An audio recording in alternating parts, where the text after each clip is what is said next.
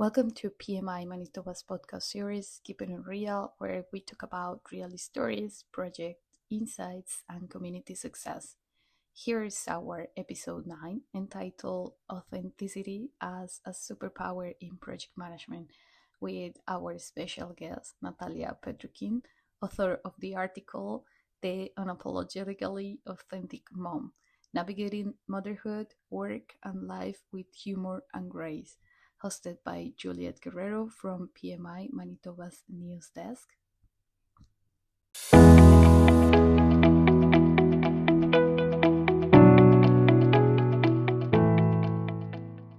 Welcome, Natalya. Welcome to the PMI Manitoba podcast, Keep It Real. I am Juliet, part of the new desk team. Today, we are talking about excellence and being authentic. This is a relevant topic here in Manitoba, Canada, where we have a beautiful mix of cultures. As many of us navigate change and challenge, our guest today is Natalya Petrekin. She's a director at Harack Consulting. She's also an instructor at the University of Winnipeg, where she teaches project planning and artificial intelligence in project management. Natalya, welcome to the Keeping It Real podcast. Welcome to this conversation. Thank you so much, Juliet, for having me. It's been a while in the making, and look at us, we're here on January 29th, finally getting it done.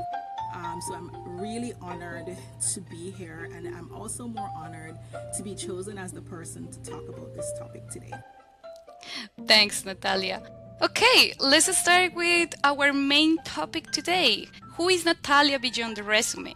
Oftentimes when I'm asked this question, it always gets me, but a while back I actually thought about it and decided that, you need to come up with an explanation of who you are outside of what's written on paper. So I always like to start about talking about who I am at the core. So at the core, I'm human before anything else, right? I am a woman who values a couple of things: transparency, presence, alignment. I'm curious, reflective, grounded in purpose. On the flip side, though, I can be very feisty, of course, professionally so, and otherwise, depending on the situation that it demands, then I can flip that as well. So beyond the resume, honestly, I am someone who believes in taking up space unapologetically, and by that I mean not loudly or deliberately, but I know who I am without needing any validation from anyone else. I'm my own, I validate myself, right? Of course, I'm also a mother, a leader, a builder, and a listener.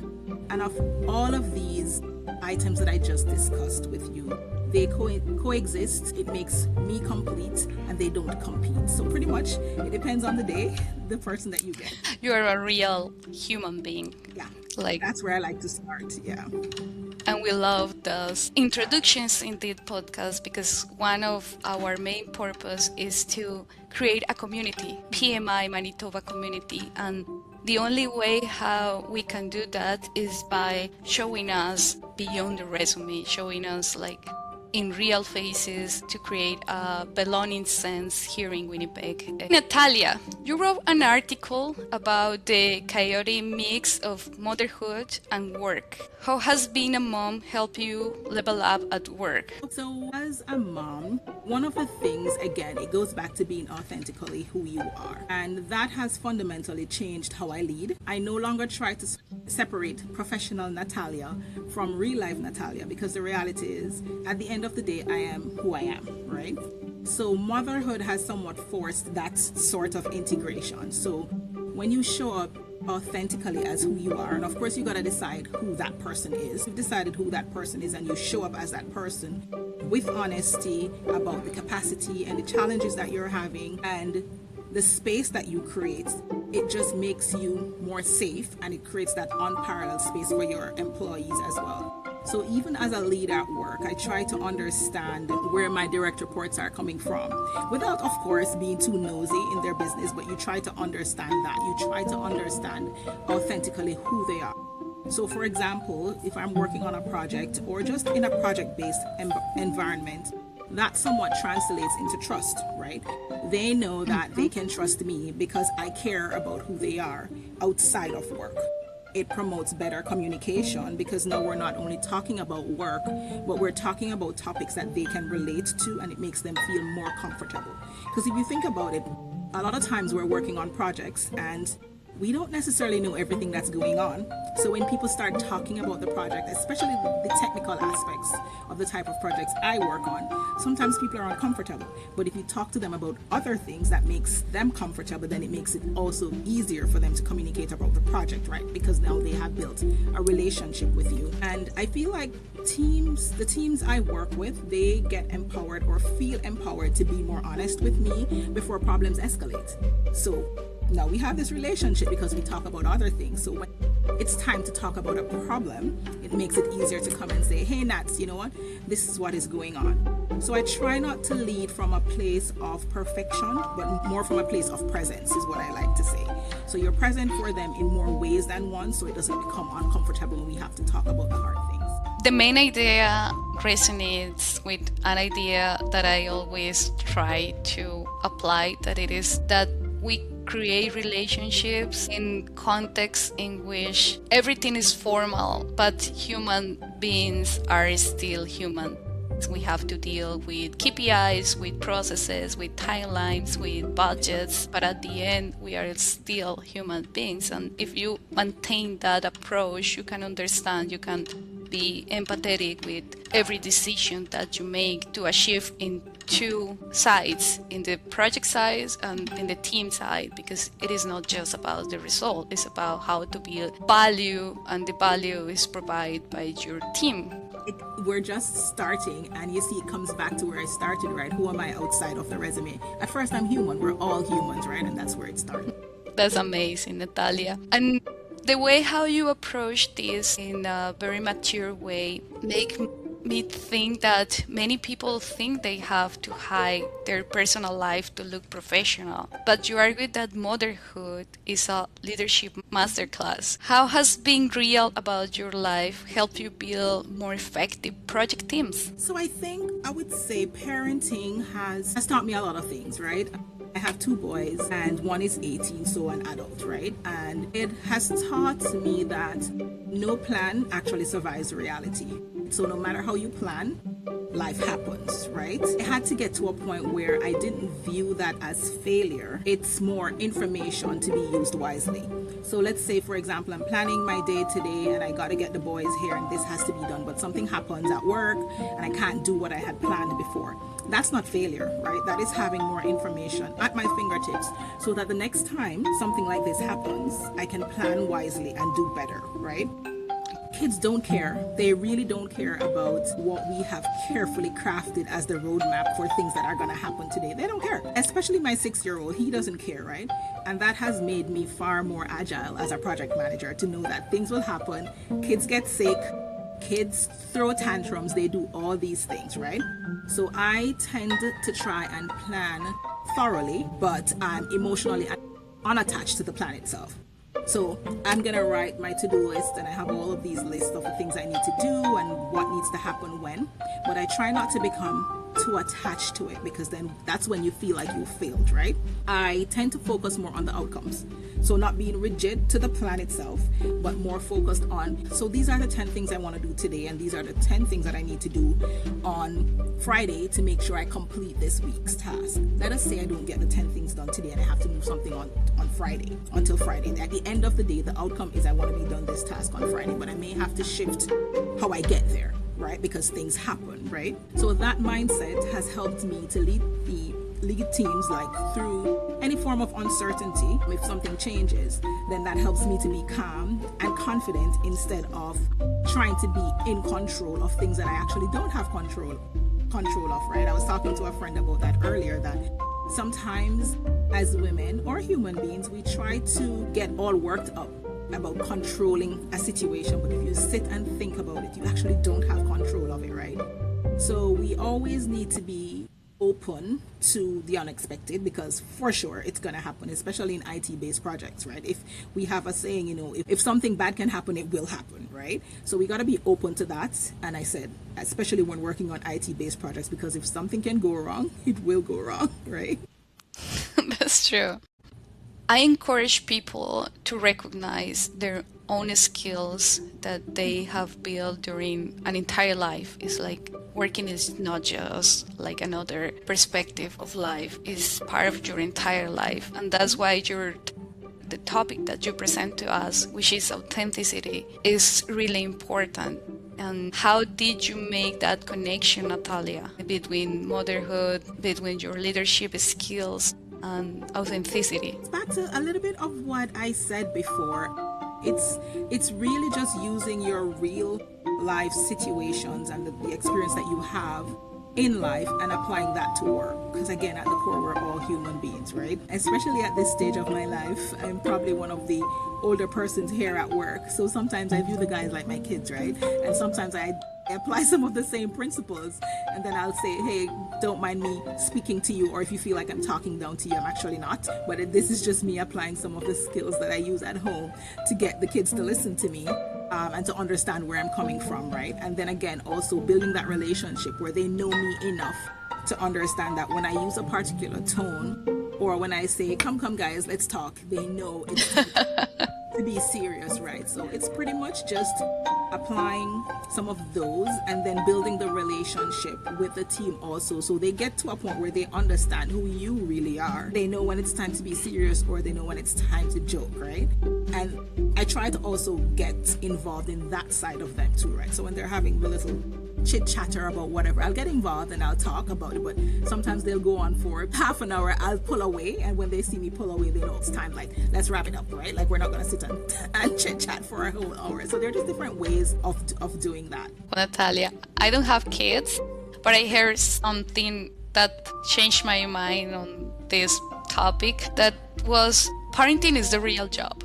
So instead of thinking that you are bringing motherhood skills, it is like you are bringing real life skills to work. And that's amazing. And that's amazing in so many aspects. It involves, for example, the woman public topic about how we, as a woman, we intercalate our private life with our social and public life. Okay, you manage work, kids, volunteering. Which project, Natalya, or which project management habits help you to stay sane at home? Okay, so you would think I'm probably going to go down the road of telling you about a tool that I use, but for real, there are two things that I try to do always, not only on projects, but with the kids or just things I'm doing personally, right? It's prioritizing and setting boundaries, two very important things, right?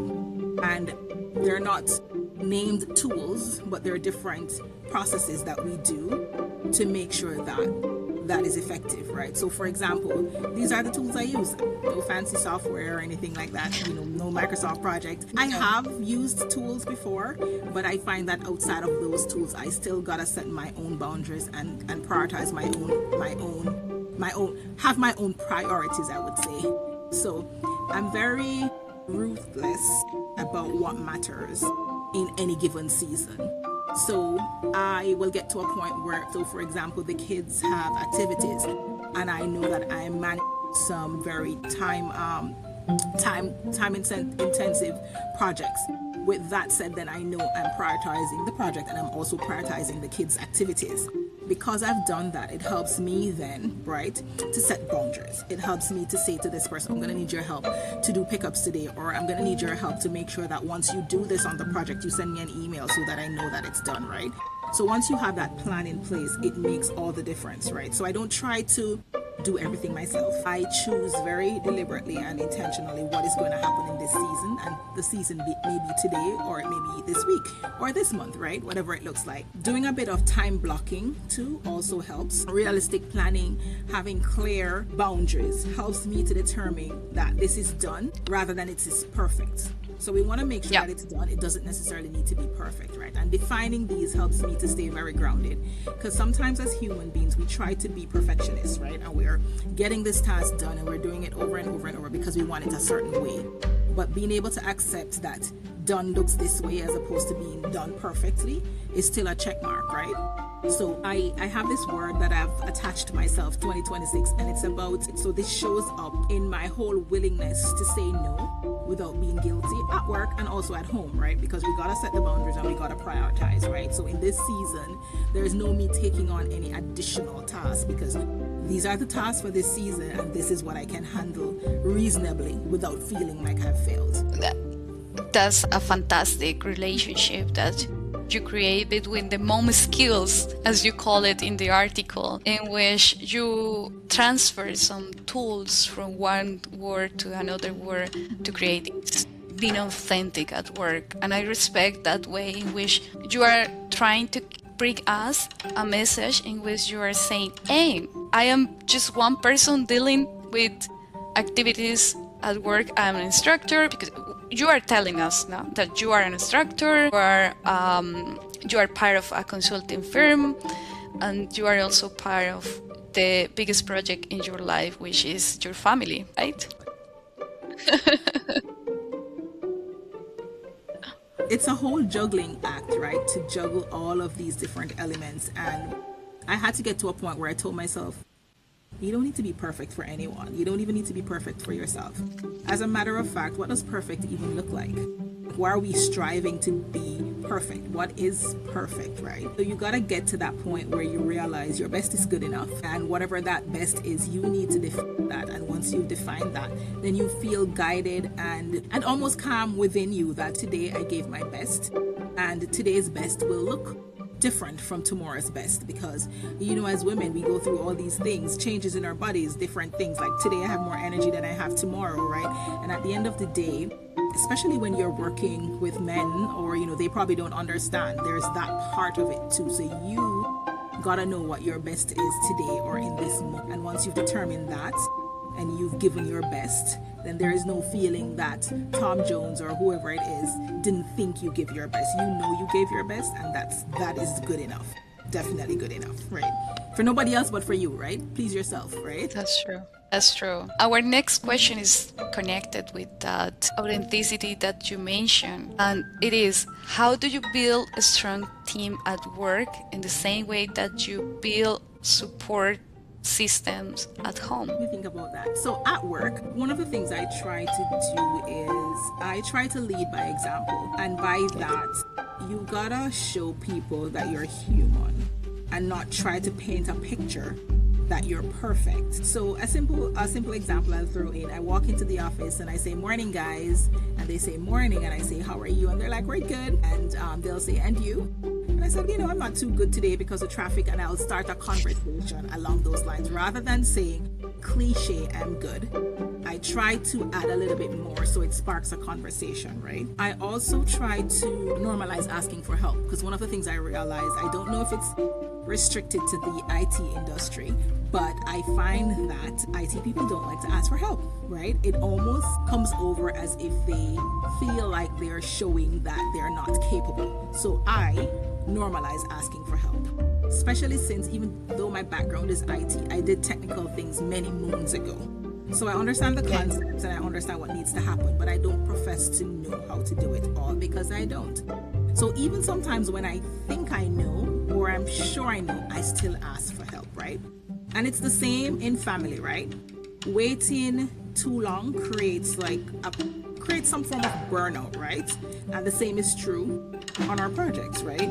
I build support in the team by creating clarity around what each person is supposed to do, encouraging collaboration. So I know people don't like meetings sometimes, but even if it's 10 minutes, I'll grab everyone together and say, let's talk about this, right?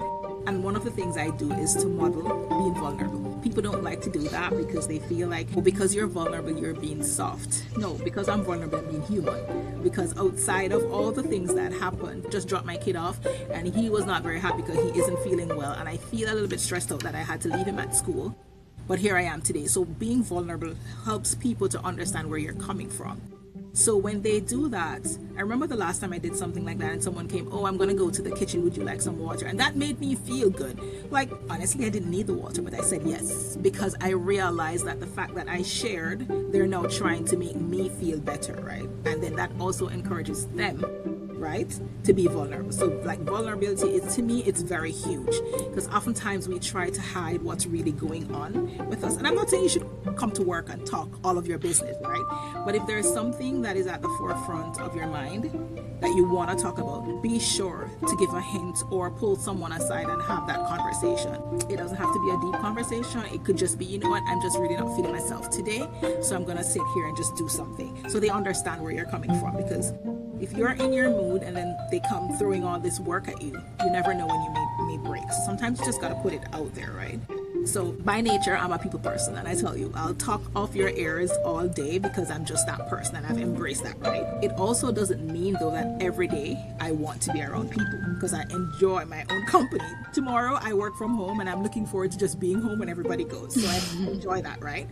But what it does mean is that when I'm around people, I'm fascinated by what makes us tick as humans. So we'll have all of this conversation, right? What makes us collaborate? What makes us want to communicate with each other, right? And communicate in ways that brings out the best in us as individuals. So I want to be talking to Juliet to understand what makes you tick. What are the things that you do? You know, how is your family? Just different things like that. And I find that translates to my project teams as well, right? So we have this chit chatter that we understand. And a simple example, working on a project that something needs to happen at night, because I understand the dynamics of the team, who has young kids, who has older kids, who has after school activities. I know who to ask to take care of a certain activity at night, and I won't get pushed back because I understand. Or I know who to ask because they'll make the accommodations because they can. Rather than I'm asking someone that has a kid that they need to pick up at 5, and here you know, as the leader, you're asking for help, and the person feels compelled to tell you yes because they work for you and they want to make sure that they keep their jobs, but in truth and in fact, it's really inconvenient for them, right? But they don't want to tell you no. So understanding people helps you to make informed decisions, right? Rather than putting people in positions where they are uncomfortable, it's inconvenient, but they're not going to tell you no because it's work and they want to make sure that they keep their jobs, right? So when as leaders we ask for support, I feel like teams feel the permission to do the same, and that's how the sustainability is built across the team. That's the starting point of real collaboration. At the end is when we are facing challenges, needs, changes, and we have this supportive network, and we can succeed in every aspect at work and also in family, and we don't have to sacrifice, for example, family commitments, even our life. It is the result of collaboration is the balance. Without collaboration, we have no balance in life. That brings us the next question. It is about emotions, Natalya. How has dealing with your kids or with many tasks at home made you better at talking to difficult stakeholders? I think kids teach us so many things as adults, and even with the kids these days, I remember when growing up, I was not as vocal as any as my kids right now. When I talk to my mom and I tell them that they talk a lot, she would say, well, you know, they're your kids, right? Because you talked a lot as a child. But even then, I was just definitely not as vocal as they are. So children teach you that your emotions don't disappear just because they're inconvenient. Your emotions are your emotions and they exist, right? Acknowledging your feelings, right, doesn't weaken who you are. And as human beings, we tend to think that if I acknowledge that in this moment I'm not feeling happy, or I'm feeling angry, or whatever it is, or I'm happy, let's say I'm happy, right? Acknowledging those feelings doesn't weaken who you are. It's okay. It's okay to feel sad. It's okay to feel disappointed. Instead, it actually strengthens the connection. So me coming to you and say, Juliet, I actually don't feel good in this moment. I'm actually unhappy, right? Helps me to strengthen that connection with you, right? With stakeholders, it's the same thing. I try to listen beyond the requests that they're asking, and it's some of the things I try to pass on to the team at work, that when someone is asking for a new laptop and they requested it today and they need it tomorrow, rather than pushing back and thinking that we have a 3-day turnaround and you're asking in 1 day, don't just listen to the request, but listen to beyond the request. Maybe that person just got the request today and they couldn't do anything about it, right? So you try to understand a little bit more. So you try to understand and address the concern beneath that concern. So the concern is the laptop, but there's probably something deeper. Maybe they're stressed too, because they're like, I'm going to have to talk to IT and request this laptop, and I know IT is going to tell me that it's 3 days, but I really didn't have any control out of it. So as the person dealing with the stakeholder, you got to try to understand where they're coming from more. Put yourself in their position is what I like to say, right? That shift alone has really prevented countless escalations for me, right? And it has also helped to build stronger relationships, because then the stakeholders see that I see them, right? They understand that I know where they're coming from, right? I feel like PMI should include, I don't think they do, but maybe they should include like a full certification on emotional intelligence for PMI. Agree. It's true, because like so much of the role, right, as PM relies heavily on a deep understanding of people. You're managing the projects, but like it's not robots, right? It's human beings, and we need to understand people so much on a different level that I feel like it should be a whole certification, right? There is no one size fits all approach that you can take to all the projects you manage, right? Even if the projects are similar, you gotta understand the people, because even if the projects are similar, I'm 100% sure the people are different, right? They're different people on the project team. So you need to spend a good deal of the time understanding. It's the reason why I don't mind going out to client sites. Like, we recently took on a new client and I'm like, I want to go meet them. It's not because I will have the time and I want to drive around in the cold, but I feel like doing that face-to-face helps me to understand body language, helps me to understand this. So when you call in and you're frustrated, I'm like, her office was a little bit messy, so maybe she's just dealing with it just makes a whole lot of difference, right? Understanding people. Absolutely, Natalya. You mentioned that emotional intelligence is one of the most important, relevant, and needed topics in PMI. I come from humanities, for example, and I feel that one of the most valuable tools that I learned from project management that I am learning is emotional intelligence and the people mindset, because not every professional develop that constantly or in a consistent way to deliver the best strategies for conflict management, for example, or for being empathetic, or additionally to support teams, especially in critical moments. No, that is so true. Natalya, okay, we have to start in closing this podcast. Thank you so much for your thoughts. I would like to ask you, what is your best advice for someone feeling the pressure to have it all together? Having it all together, wow. I'm laughing at that because every time someone thinks about having it together, like who has it all together? Like, do you know anyone that actually has it all together? Like all the time? Like, I know people that come over as they have it together most of the times, but definitely not all the times. And one of the things that I had to embrace is not being able to do that all the time, not being able to feel like I have things under control, because I'm that girl. I want to feel like I'm on top of it. I want to feel like I know what's going to happen and I'm in control, right? But then I have had to teach myself the lesson. You don't need to have it all together, and it's okay. So being honest about that is the first step. So being honest about what's together right now is also important in this moment, because having it all together, it doesn't go across the board, right? And right now means just that, like right in this moment, like not even tomorrow, but let's make sure that I have it together right now. So I know why the kids are trying to reach out to me, right? But in this moment, I'm making sure this is what we're doing. This is the boundary. This is my priority right now. It's okay to not be able to take the call, or it's okay not to be able to attend to them now, because I know they're okay, right? So it's always getting to a point where you are not performing. So you should stop performing from a place of competence, right? And start practicing more alignment in this season, right? You are allowed to be excellent and human at the same time. And you're also allowed to be not excellent and human at the same time, because that's how we are as humans. We're never excellent at everything, right? There are some things that we're good at. There are things that we are actually mediocre, and there are things that we're bad at, right? There are things that we're just not good at. Not everybody's good at everything, right? So the moment that you realize that, the illusion of perfection, you become a more effective leader. Like the moment you realize perfection is not even a state to be had, then you are more effective as a leader, a parent, and even just as a human being, right? Because perfection is defined by who? What does perfection look like? Perfection for you is different from me, right?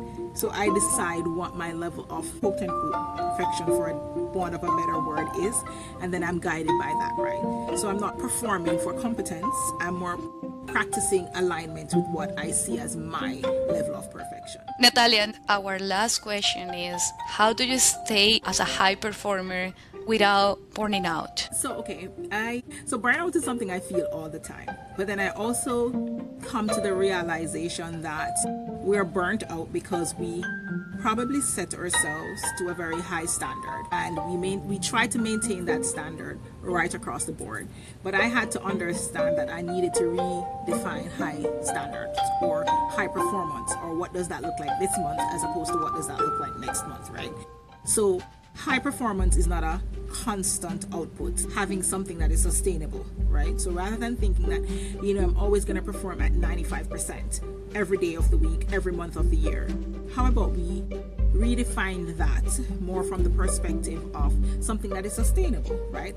And impactful. So let us say I've now said my high performance is 60% right across the board every month. Then that is more sustainable than telling myself that I'm going to perform at 95% when I know there are months where I'm low energy, I might get sick or whatever, right? But setting a standard that is easier to be attained, but then also very impactful makes a difference, right?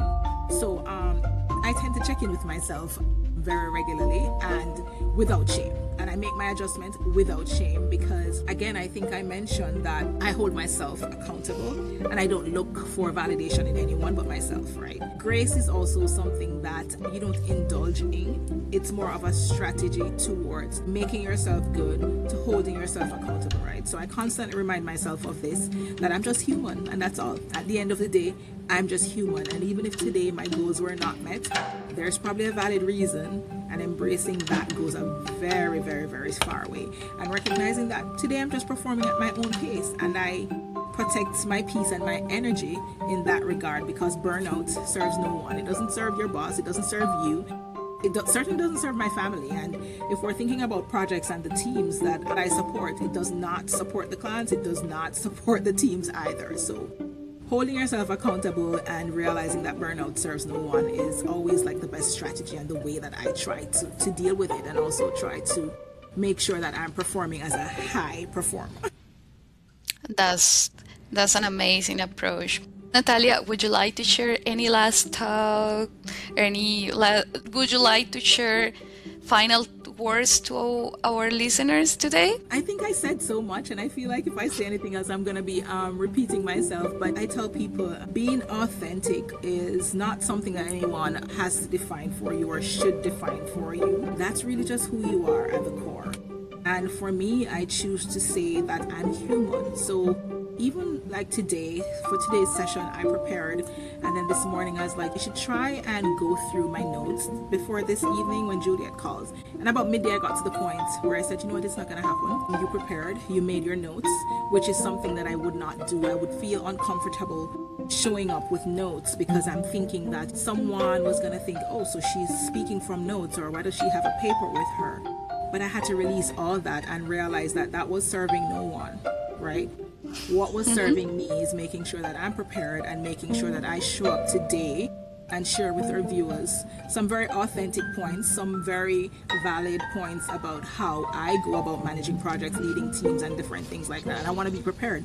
I don't want to come and then when I'm done, I regret that, oh my God, I thought about this, but I didn't remember to share it. So what I do is I come prepared, and I realize preparation for me is making sure I have my notes, or making sure I make little pointers where I can speak to, so I don't live in regrets, because that's something that hurts me. Like when I leave, I don't want to feel, oh my God, I didn't do this, right?